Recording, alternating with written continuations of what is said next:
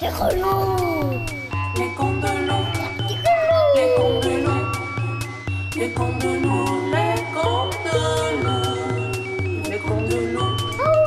Les contes de loup. Les contes de loup.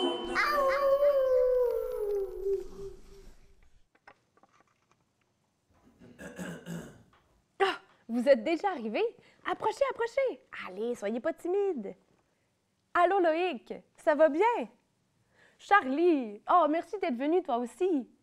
Maëva, t'es toute jolie aujourd'hui, allô? Lauralie, allô à toi aussi? Et puis Noé, évidemment, le petit Noé. Salut Noé, ça va bien? Je suis contente que vous soyez là aujourd'hui parce qu'on a une histoire sur un grand pays qui est juste ici. Peut-être le connaissez-vous, c'est la Russie. Notre histoire d'aujourd'hui parle d'une petite fille qui part à l'aventure dans la forêt et qui rencontre des choses assez inquiétantes. Il s'agit de Miloslava et la hutte à pattes de poule. Il y a fort longtemps, dans la campagne d'un vaste pays, aujourd'hui appelé Russie, vivait une méchante marâtre qui s'appelait Olga Yaga. Sous un visage éternellement jeune et angélique, elle cachait un cœur aussi dur que de la pierre. Tout le village la craignait, car, depuis toujours, elle accueillait chez elle de jeunes orphelins qu'elle nourrissait jusqu'à ce qu'ils soient bien ronds, avant qu'ils ne disparaissent et que plus personne ne les revoie jamais. À cette époque, vivait chez elle la petite Miloslava, une jeune orpheline au sourire doux et chaleureux et à la générosité sans bornes. Un matin où Olga Yaga était particulièrement de mauvaise humeur, elle envoya Miloslava, que l'on appelait aussi Milo, chercher du fil et une aiguille par-delà la forêt chez sa sœur Baba Yaga. « À ton retour, je te confectionnerai avec ce fil et cette aiguille la plus belle des robes. Dimanche, au marché, tu seras la plus belle de toutes. » Miloslava, qui était de nature guillerette, fut enchantée par l'idée d'une balade. Aussi, elle dénicha un panier dans lequel elle mit une brique de fromage, un demi-jambon et son plus beau ruban à cheveux qu'elle montrerait à Baba Yaga. Ainsi, elle partit au-delà de la forêt, le cœur léger. Il était 1 heure avant midi lorsqu'elle arriva dans une clairière et aperçut au loin une hutte drôlement perchée sur 2 longs arbres. « Oh, je suis arrivée! Je reconnais la hutte qu'Olga m'a décrite. » Au bord du petit sentier qui menait à la maison, se tenait un gros arbre à l'allure inquiétante. Ses branches étaient tordues de nœuds et plus aucune feuille n'osait y pousser. Milo aurait même pu jurer qu'il avait frémi sur son passage, même s'il n'y avait pas la moindre brise. Elle continua tout de même son chemin. Au pied de la hutte se trouvaient 2 gros chiens endormis, de chaque côté de l'entrée, comme 2 gardiens. Pour éviter de les réveiller, la fillette gravit les marches sur la pointe des pieds et, une fois au pas de la porte, murmura. « Oh, Baba Yaga, ouvrez-moi! C'est moi, Miloslava! Votre sœur m'envoie pour chercher une aiguille et du fil, pour confectionner la plus belle des robes pour moi. » De l'autre côté de la porte, Baba Yaga l'entendit et se réjouit silencieusement. « Chic, chic, chic, la petite Miloslava! Comme elle doit avoir grandi, je parie qu'elle est bien ronde et tendre. Elle fera un excellent repas. » Puis, elle ajouta tout haut pour Milo. « Entre, mon enfant, tu arrives juste à temps. J'allais justement préparer une soupe. » Ce que la fillette ignorait, c'est que Baba Yaga était en fait une ogresse qui ne faisait qu'une bouchée des petits orphelins envoyés par Olga Yaga. Ne se doutant de rien, la pauvre Milo entra dans la hutte. Tout de suite, Baba Yaga l'invita à rouler une bobine de fil en attendant le repas et s'éclipsa. Milo se mit tout de suite à la tâche, rêvant de la belle robe qu'elle porterait au marché. Soudain, elle vit le couvercle de son panier s'ouvrir et se refermer. Elle l'ouvrit et y découvrit une petite souris, tentant aussi bien que mal de faire rentrer la brique de fromage dans son petit baluchon bleu. Terrifiée à la vue de l'enfant, la souris lâcha aussitôt le morceau et se mit à supplier. « Oh, s'il vous plaît, mademoiselle, Ne me faites pas de mal. Je cherchais seulement un petit quelque chose pour nourrir mes enfants. Vous savez, Baba Yaga n'est guère généreuse avec nous les souris. Elle nous chasse à coups de balai de la cuisine. Oh, s'il vous plaît, laissez-moi aller retrouver ma famille. Comment vous appelez-vous? Demanda Milo. Moi? Léna, mademoiselle, répondit la petite souris. Eh bien, Léna la souris, laisse-moi t'aider à transporter ce morceau de fromage chez toi. Je n'en ai plus besoin. Baba Yaga me prépare une bonne soupe.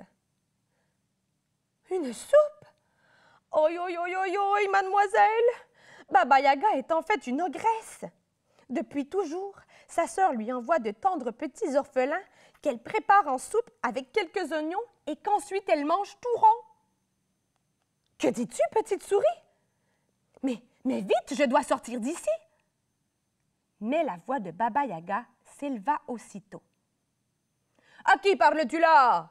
Roule, roule, roule le fil! Allons, ne traîne pas! Je roule, ô ma tante, je roule! Lui répondit Miloslava, mais vraiment, elle ne roulait pas.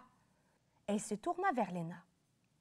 Oh, mon ami, comment puis-je me sauver sans attirer son attention? Je t'aiderai à te sauver. Tu vois près de la fenêtre là? C'est le chat de Baba Yaga. Il observe tout, il lui rapporte tout. S'il te voit partir, il l'avertira tout de suite.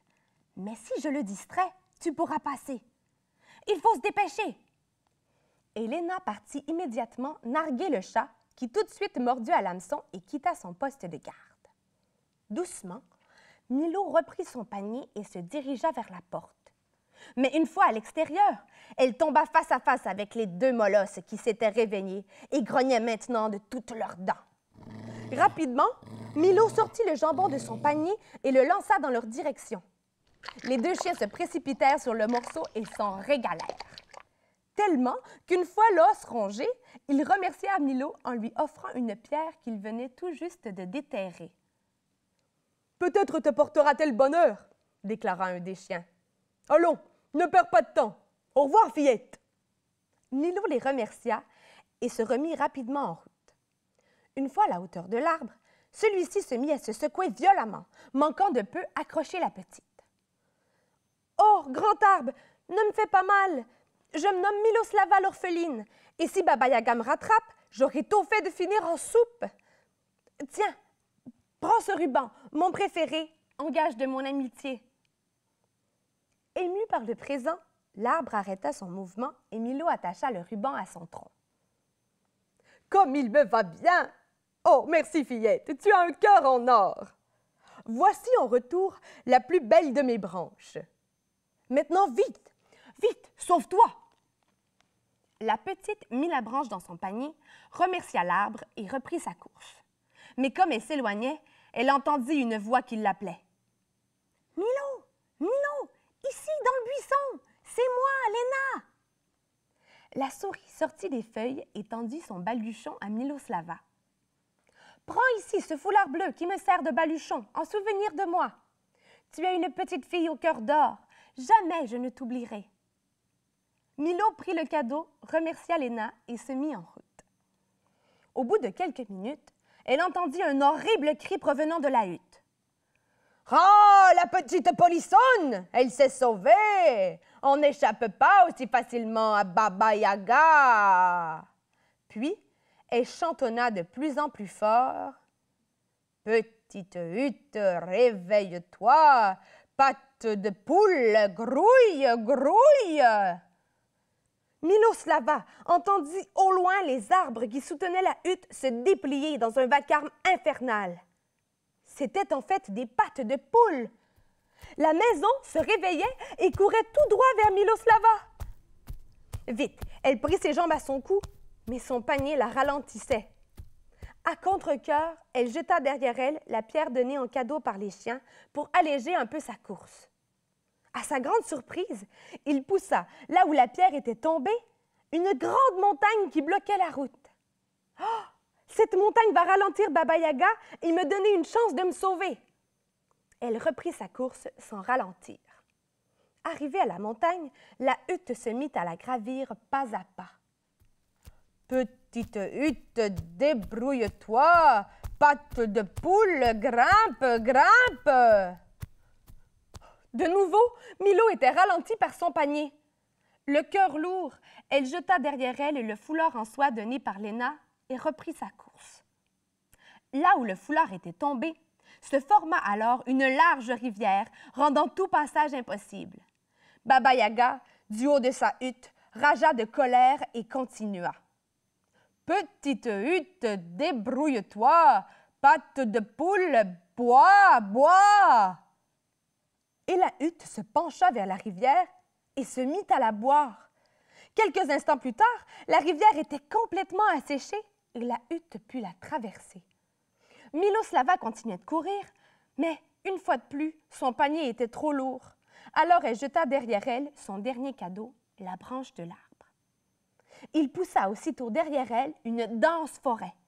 « Cette forêt ralentira Baba Yaga et me donnera une chance de me sauver. » Arrivé à l'orée de la forêt, il était impossible pour la hutte de se frayer un chemin tant les arbres étaient collés les uns aux autres. Baba Yaga avait beau hurler et taper du pied, rien n'y faisait. « Méchante hutte, tu payeras! Patte de poule, zut, zut! » Milo était maintenant hors de portée de Baba Yaga. Épuisée par sa course, elle s'arrêta un instant pour reprendre son souffle. En regardant autour d'elle, elle s'aperçut qu'elle était perdue. Affamée et fatiguée, ne lui restant plus rien dans son panier, elle maudit Olga Yaga qui l'avait envoyée se faire manger chez sa sœur l'ogresse et, dans un élan de rage, lança son panier au bout de ses bras avant de s'effondrer par terre. Personne ne veut de moi. Mes parents sont partis et voilà qu'Olga Yaga m'envoie me faire dévorer par une ogresse. Jamais je n'aurai de chez moi. Et alors que les larmes s'écrasaient sur ses joues, elle sentit une bonne odeur de soupe au navet. Elle leva les yeux et vit devant elle une petite maison, exactement là où elle avait lancé son panier.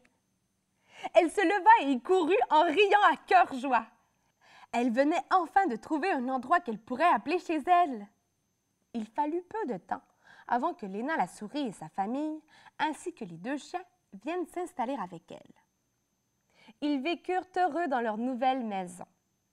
Ils recueillirent tous les petits orphelins qui, envoyés par Olga, allaient chez Baba Yaga, et ainsi ils formèrent leur propre famille, loin des méchantes ogresses. Mais aujourd'hui encore, tard dans la nuit, à l'orée de la forêt, l'on peut entendre « Petite hutte, dépêche-toi, patte de poule, creuse, creuse !»